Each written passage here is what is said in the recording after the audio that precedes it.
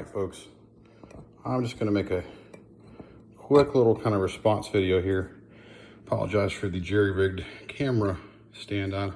I don't do professional YouTube videos like Alex, so I don't have quite the fancy gear like he's got, but just kind of wanted to discuss the particular concern that I've got with the holster presented in the original post.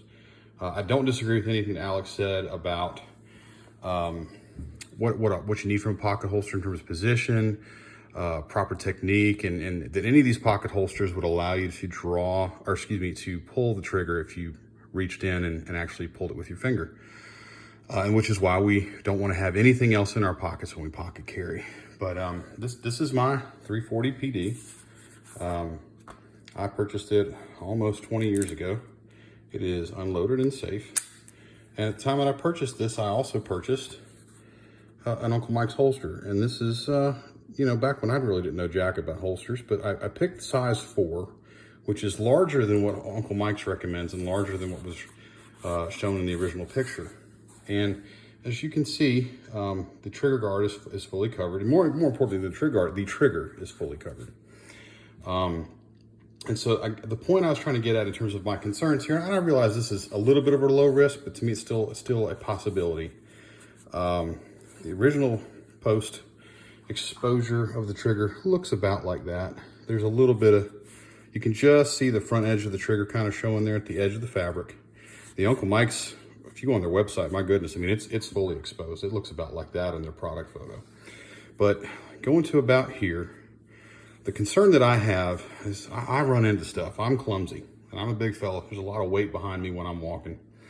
And if something small enough but firm enough was to hit my pocket, especially if I'm wearing lighter weight clothing, jeans, some heavier weight pants might be kind of different. But if something was to hit right here, okay, and I'm holding the holster up here so it doesn't move, right? But if it was to hit here, it can pull that trigger. Okay, it could hook in there. Now, if you've got it deep enough where the trigger is fully covered, nothing can get in there deep enough to gain purchase, right? To actually move it, okay? I can't do it, right? And these Uncle Mike's holsters are a little thinner than most of the fabric ones. But when you've got that trigger exposed right there on the edge, something could get in there and press out of the way. And that's really my concern of where I was coming, where I was saying this is really not an ideal holster. If I was going to select a J frame, I would want something that sits like this, even with Uncle Mike's. But it's not my favorite. It's only got this little sticky pad. It's some of the thinner material, but it's functional. As long as, in my opinion, if the trigger itself is actually fully protected. And that's why my personal favorite, I've got a Mika holster. I've got a Tough Products Pocket-Roo. But this is my current favorite. It is the Total Force Options by Simply Rugged, designed in conjunction with Daryl Bulkey. And as you can see, it's fully protected.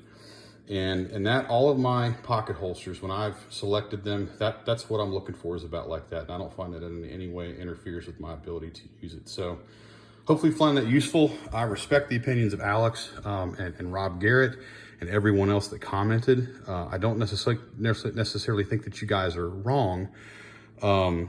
I know what I'm discussing here is a relatively low risk, but to me, in a world of quality pocket holsters that are $30 to $50 that do a better job of covering the trigger itself, or even one size up on an Uncle Mike's, I just think that's a more ideal selection for pocket holster, and that's kind of my point.